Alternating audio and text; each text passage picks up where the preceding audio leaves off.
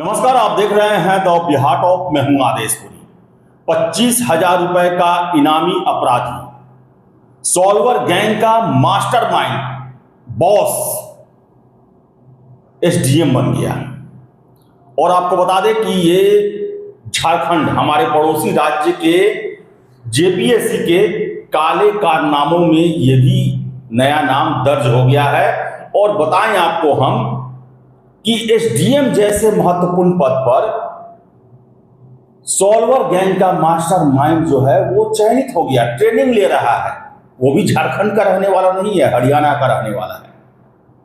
और ऐसे में जो छात्र आरोप लगाते हैं कि हमारे हकों की हकमारी की जा रही है, हमारी योग्यता का अपमान किया जा रहा, नगद नारायण के बदले फर्जी लोगों को नौकरियां दी जा रही है, ये सभी बातें सही हो रही। आपको बता दें कि 14वीं जो सिविल सेवा है उसमें गड़बड़ी को लेकर जेपीएससी पर सीआईडी का रेड हुआ।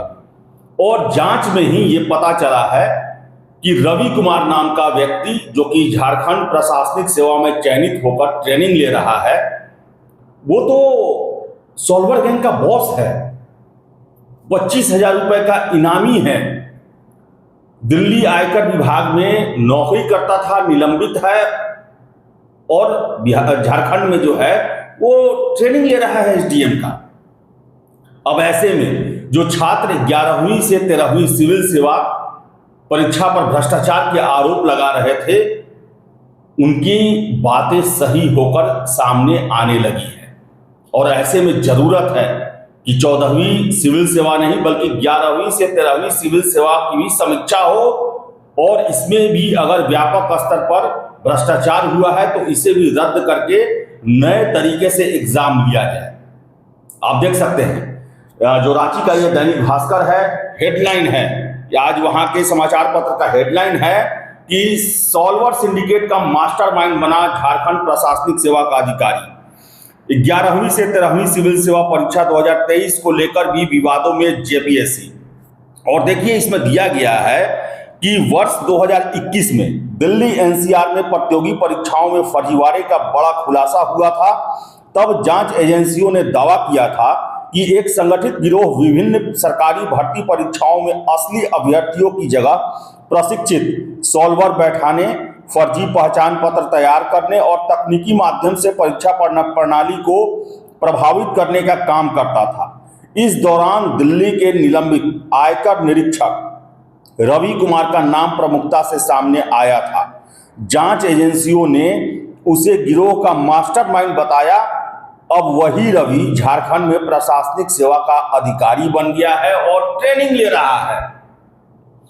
और समझिए कि जो झारखंड के छात्र चीख चीख के कहते हैं कि हमारे साथ अन्याय किया जाता, हमारे योग्यता का अपमान किया जाता है, नगद नारायण के बदले दूसरे राज्यों के अयोग्य छात्रों को यहां पर बड़े बड़े नौकरियों को ऑफर कर दिया जाता है। समझिए कि भ्रष्टाचार कहां तक डूबा हुआ है झारखंड में। और वहां के छात्र हमें हमेशा कह रहे हैं लगातार कि अगर आपको युवाओं के लिए नरक देखना है, नरकीय व्यवस्था देखना है, तो आप झारखंड में आकर देख लें। हर एक भर्ती एजेंसियां भ्रष्टाचार में व्यापक रूप से डूबी हुई हैं। और नगद नारायण आप दीजिए, आप कहीं के रहने वाले हैं, कोई भी आपको डिग्री हो, आप अपराधी हैं, कुछ भी हैं, आपको नौकरी ऑफर कर दिया जाएगा। ऐसे में अब सबसे बड़ा प्रश्न उठता है कि 14वीं का तो जांच चल रहा है, पीटी का ही बस रिजल्ट आया और उसमें भी पता चला, कल आपने देखा होगा कि कैसे 48 प्रश्नों को सॉल्व करने वाला सुमन सौरभ जो है वो पीटी पास कर दिया। हालांकि उसने अपना गुनाह स्वीकार किया है कि हाँ, हमने फर्जीवाड़ा किया था, गड़बड़ी किया था। ऐसे में अब प्रश्न उठता है कि 11वीं से 13वीं सिविल सेवा जो है, क्या उसमें भी ऐसे ही लोगों की भर्ती की गई है? अब 11वीं से 13वीं सिविल सेवा का भी जांच होना चाहिए। एक एक जो चयनित हैं उनकी कॉपियों का जांच होना चाहिए, पीटी से लेकर अंतिम तक। और सबसे बड़ी बात, जो पुलिस वेरिफिकेशन होता है उसमें कैसे इतना बड़ा बात छूट गया? कोई व्यक्ति 25,000 रुपए का इनामी है, इतने संगीन आरोप जिस पर लगे हुए हैं, और उसके बारे में कुछ पता भी नहीं चला, यानी कि सब कुछ मैनेज था। अजीब हालत है ये। और ऐसे में जो छात्र ये पढ़ेंगे, ये न्यूज देखेंगे, कितना उन्हें धक्का लगेगा, जो दिनों रात मेहनत करते हैं, सिलेबस को कवर करते हैं, PYQ को कवर करते हैं, जवानी खपा रहे हैं अपने सपनों को पूरा करने के लिए। दुर्भाग्य है। और हेमंत सोरेन से गुजारिश है कि अभी तक आपका जांच सही दिशा में प्रतीत हो रहा है, इसे कड़ाई के साथ, निष्पक्षता के साथ और बिना किसी दबाव में आए हुए आपको सफल सर्जरी JPSC का करना होगा, नहीं तो झारखंड का कभी भी कल्याण नहीं हो सकता है। इतना समृद्ध राज्य होने के बावजूद भी पिछड़ा का पिछड़ा भी रहेगा। ईश्वर ने झारखंड को सब कुछ दिया है, लेकिन ऐसी व्यवस्था, ब्यूरोक्रेसी के कारण जो है आज झारखंड का दुर्दशा व्याप्त है। छात्र रो रहे हैं, रोज कैंडल मार्च। आप सोचिए कि अनिश्चितकालीन धरना पे बैठे हुए हैं जयपाल सिंह मुंडा स्टेडियम में छात्र, और उनका सीधे यही कहना है कि अगर हमारे पास अब अंतिम ऑप्शन यही है, हमने पढ़ लिख के सारा मेहनत करके देख लिया, आयोग में एक दूसरी ही व्यवस्था चल रही है जो कि जिसके हम योग्य हैं ही नहीं, वहां पर जो नगद नारायण देगा उसका वेलकम किया जाता है। अब देखिए, बता रहे हैं आपको कि यह समाचार पत्र में ही दिया गया है, आप देख सकते हैं कि JPSC के कुछ सदस्यों की भी भूमिका संदिग्ध, जल्द समन होगा। और जो पूर्व चेयरमैन थे एल ख्यांगते साहब, उनसे कल 8 घंटे की पूछताछ की गई और फिर 3 अगस्त को बुलाया गया है। क्रॉस वेरिफिकेशन भी किया जा रहा है, जो लोग पहले से गिरफ्तार हैं उनको सामने बैठाकर पूछताछ की जा रही है। और बताएं आपको हम कि जो ये SDM है, इसके खिलाफ 2021 में नोएडा थाने में दर्ज हुआ था FIR, जिसमें बताया गया है कि नोएडा के सेक्टर 58 थाना में दर्ज FIR के अनुसार रवि कुमार पर प्रतियोगी परीक्षाओं में सक्रिय सॉल्वर नेटवर्क से जुड़े होने के आरोप लगाए गए थे। आरोप था कि असली अभ्यर्थी की जगह प्रशिक्षित व्यक्ति को भर्ती परीक्षा में बैठाता है, फर्जी आधार कार्ड, पहचान पत्र, अन्य दस्तावेज तैयार करता है, बायोमेट्रिक और पहचान सत्यापन में हेरफेर कर विभिन्न राज्यों की भर्ती परीक्षाओं को निशाना बनाता है, संगठित तरीके से परीक्षा प्रणाली को प्रभावित करता है। अब राज्य सिविल सेवा 2023 के अंतिम परिणाम में चयनित अभ्यर्थियों की सूची में रवि का नाम आते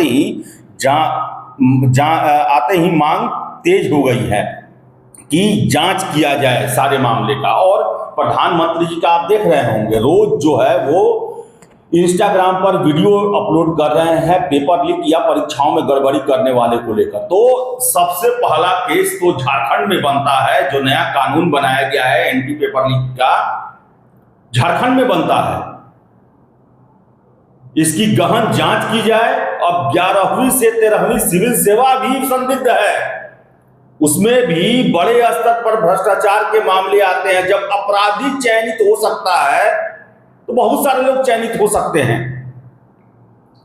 और जो एंटी पेपर लॉ जो पारित हुआ है, उसके तहत जो भी संलिप्त है उन पर कार्रवाई की जाए, जुर्माना लिया जाए, जेल भेजा जाए।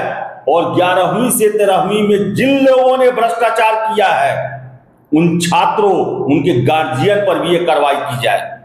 और जो लोग साथ दिए हैं आयोग के अंदर और बाहर, उन सभी लोगों पर कार्रवाई की जाए। बताइए, झारखंड के छात्र या फिर दूसरे राज्यों के भी छात्र जो मेहनत के दम पर सिविल सेवक बनने का सपना पूरा करना चाहते हैं, उनके साथ कितना बड़ा यह धोखा है। सॉल्वर गैंग बैठाने वाला, फर्जीवाड़ा करने वाला झारखंड प्रशासनिक सेवा का अधिकारी, और समझिए कि वो या फिर उसके जैसे बहुत सारे लोग होंगे। और समझिए ये लोग चयन के बाद झारखंड के नीति निर्माण में शामिल होंगे, सरकार के नियमों के इंप्लीमेंटेशन में शामिल होंगे, उनके रिव्यू करेंगे। और ये करेंगे क्या? चोरी चकारी, जो पैसा देकर भर्ती हुए हैं उसका सूद ब्याज सहित वसूली करेंगे। ऐसे में झारखंड का विकास होगा। कल को ऐसे ही लोग जेपीएससी में भी आ जाएंगे, उप सचिव, सचिव बन के, परीक्षा नियंत्रक बन के। तो ऐसे में क्या झारखंड के युवाओं का कल्याण हो पाएगा? ईमानदारी से भर्तियां हो पाएंगी?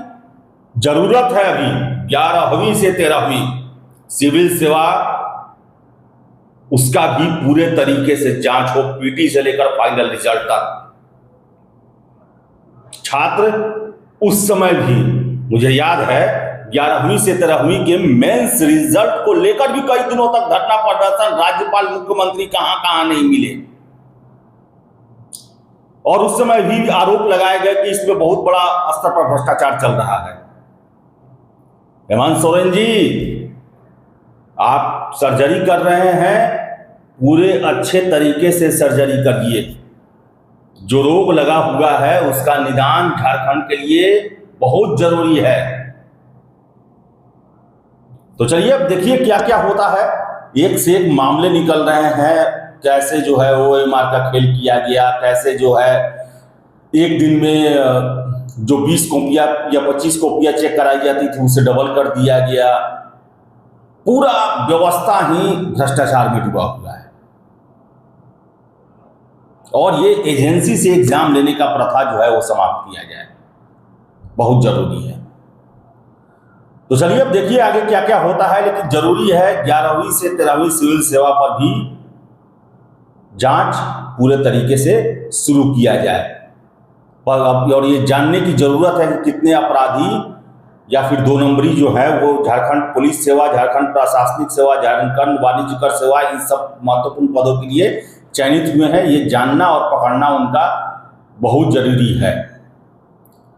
तो चलिए इस वीडियो में इतना ही। कमेंट बॉक्स खुला हुआ है, अपनी राय जरूर छोड़े वहां। वीडियो पसंद आए तो लाइक शेयर करें। हमारे चैनल द बिहार टॉप को सब्सक्राइब जरूर कर लें।